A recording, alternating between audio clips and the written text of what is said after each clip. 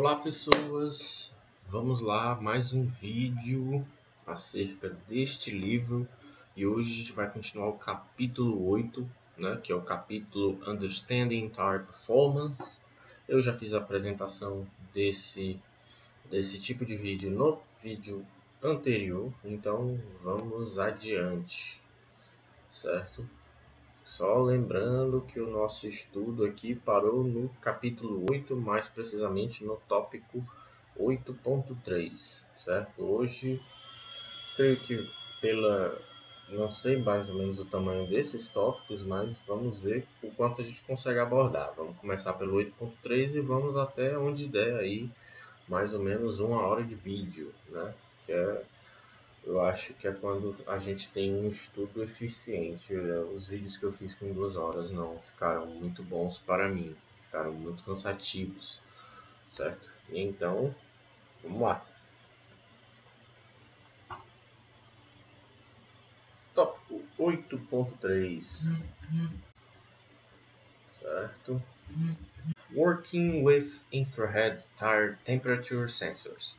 Bom, agora a gente vai utilizar os dados que ele falou no vídeo que a gente estudou no vídeo anterior, que são obtidos pelos sensores TPMS, que são sensores que informam, que medem a pressão interna dos pneus e sua temperatura. E a gente viu assim por cima no tópico anterior de como a gente pode utilizar esses dados, né? Agora ele vai trabalhar com os sensores de infrared, ou seja, ele vai pegar os sensores de temperatura que medem a temperatura da banda de rodagem do pneu, né? Então, vamos lá.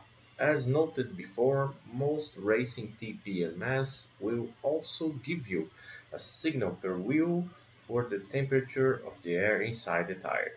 However, we are more interested in what's happening with that part of the tire which is in direct contact with the asphalt. This can be done using infrared temperature sensors aimed at the tread of the tire. O que ele disse aqui, né? Ele cita o TPMS, mas que agora eles têm um interesse em saber qual é a temperatura na banda de rodagem. E aí as equipes utilizam sensores de infravermelhos que são mirados para a banda de rodagem do pneu.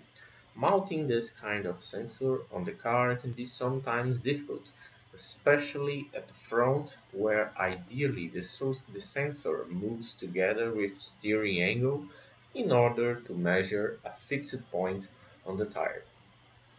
Figure 8.10 shows an example of 3 IR sensors mounted toward the front wheel on a Corvette C6R GT1 car, né? Carro maravilhoso, né? A typical IR sensor calibration curve will look like the one pictured in figure 8.11. One of the important key items to keep in mind during installation is the mounting distance between the sensor and the tire tread surface. This distance, together with the type of lens used in the sensor, determines the area which sensor signal will be present, the average temperature. This area will increase proportionally to the sensor mounting distance. When the sensor is aimed vertically at the tire tread, the mounting distance will change when the wheel goes up into bump or drop travel, which induces an error in the measurement. This situation is to be avoided. Bom, ele faz aqui um resumão dos sensores infravermelhos que são utilizados para, como eu disse, medir a temperatura da banda de rodagem dos pneus. Mais na frente a gente vai ver a importância disso, mas a gente já tem uma ideia, que é para saber como a transferência de carga nos pneus, para a gente saber como é que está o balanço do veículo, mas daqui a pouco eu vou pontuar isso aí. Primeiro, pontuar o que ele disse aqui. Ele vai dar um exemplo, que é de um Corvette C6R GT1, certo? E ele cita algumas situações que são complicadas na instalação desse sensor, principalmente no eixo dianteiro, onde a gente tem um sistema de direção, certo? E o que acontece? Os sensores têm que acompanhar o estacionamento das rodas. né, para continuar mirando no pneu porque é ali que a gente tem mais interesse, né, quando as rodas estão esterçando, né, quando o veículo está dobrando, e a gente vai ver ali o trabalho do pneu, né? E aí este é o ponto mais crítico, porque você tem que montar no mecanismo de direção ou de suspensão de forma que sempre que o pneu estressar, o sensor vai junto, certo? E ele também cita que existe uma calibração do sensor e principalmente a distância do sensor para a banda de rodagem, certo? É um parâmetro importante, isso é dado pelo fabricante, certo? A gente vai ver também que muitos sensores são podem ser posicionados na frente do pneu, como também pode ser utilizado somente um. Quanto mais sensores, melhor a informação. Eu posso pegar a informação da temperatura mais ao centro do pneu, como as temperaturas mais para as bordas. E aí eu posso até avaliar camber, né? Eu posso até avaliar a cambagem do pneu, né? Então, e ele também cita aqui uma forma incorreta de montagem, que é montar o sensor na vertical. Você talvez prendendo na carroceria ali, né, que na caixa de roda em cima do pneu da roda, né, mas que isso não é interessante devido às variações no posicionamento da roda verticalmente, né, isso pode levar a erros de medida do sensor. Bom, so infrared tire temperature measurement will produce information about the ideal working range of the tires, the time needed to get the tire up to correct conditions, balance of the car, lateral load transfer, tire compound and construction, tire wear, camber, tire pressure, steering and suspension geometry, driving style, and other issues. Aqui ele já dá um sumário, né, assim, do que é que a gente pode avaliar, como eu até já falei. Então, aqui a gente tem um universo um pouquinho maior em relação ao PMS. O PMS, ele é um sensor que você trabalha mais ali com relação à pressão de pneus, o quanto você vai colocar com ele a frio, né, e tudo, para você poder, na hora que for montar os pneus no carro para ir para a pista, você pôr a pressão correta de acordo com a temperatura, né, do ar, certo? Aqui o lance é a banda de rodagem. Então a gente tem uma série de outras informações que vamos obter. Assim como no TPMS, a gente obtém a faixa de trabalho dos pneus. Né? O TPMS também informa isso. Né?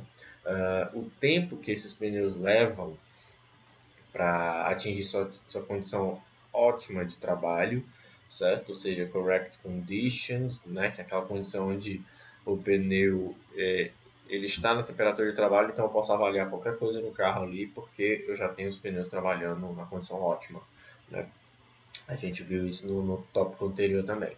A gente pode avaliar o acerto do carro, o balanço do carro, a gente pode avaliar a transferência lateral de carga a partir da temperatura. Se tem um pneu que está superaquecendo a banda de rodagem muito rapidamente em curvas, eu posso ter um carro que está um pouco desequilibrado e transferindo muita carga para uma roda, né? A gente já pode avaliar a parte construtiva do pneu, composto, macio, duro, médio, esse tipo de coisa. Desgaste, cambagem, né? Lembra que eu falei da posição dos 3 sensores, um no meio, um nas bordas. Pronto, a gente pode avaliar a cambagem a partir daí. A gente pode avaliar se a pressão dos pneus foram adequadamente providas, né, antes do outing, né, da saída do carro. Podemos avaliar geometria de suspensão e estilo de direção e alguns outros problemas que venham a acontecer. Isso a priori são as informações mais básicas que esse sensor infravermelho pode trazer, né? As informações que ele entrega. Ideally, 3 sensors per tire. Lembra, a Rafa falou aqui, ideal 3 sensores por pneu, ou seja, um no meio, outros 2 nas bordas. Will enable us to observe the tire temperature distribution across the tire tread surface, ou seja, vou poder ver a temperatura, né, ao longo da superfície da banda de rodagem. But one sensor per wheel will also give much information. We will start with some examples that will make clear that what kind of information can be extracted from one sensor per wheel. After that, some examples of 3 sensors per wheel will show what extra benefits this configuration can bring. Bom, agora vamos começar com os exemplos. E aqui ele mostra o esquema dos sensores montados no Corvette. Vamos dar um zoom aqui para você observar. Aqui é onde está o pneu, né? A caixa de roda aqui, e aqui está o arranjo, né? A estrutura que eles montaram para pôr o sensor infravermelho dentro, apontando para o pneu, né? Eles retiraram o pneu, tá aqui, olha o disco de freio. Né?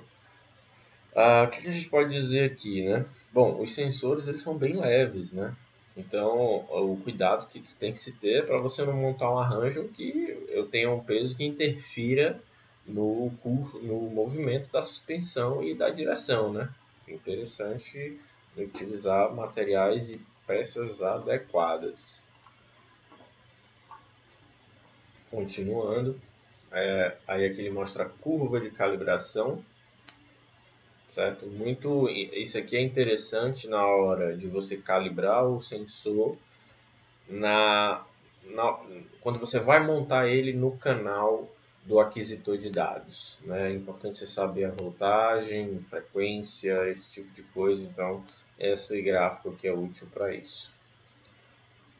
Aqui ele mostra, né, o ponto que o sensor deve estar, o alvo, né, ou seja, uma distância de 50 milímetros.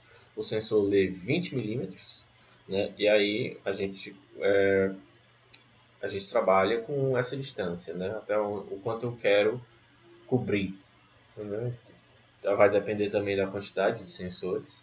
Né, lembrando que a banda de rodagem tem uma largura bem maior do que 20, então você vai ter que estudar o material do fabricante para ver e também saber o quanto de sensores você vai utilizar para saber a distância que você vai colocar. Né?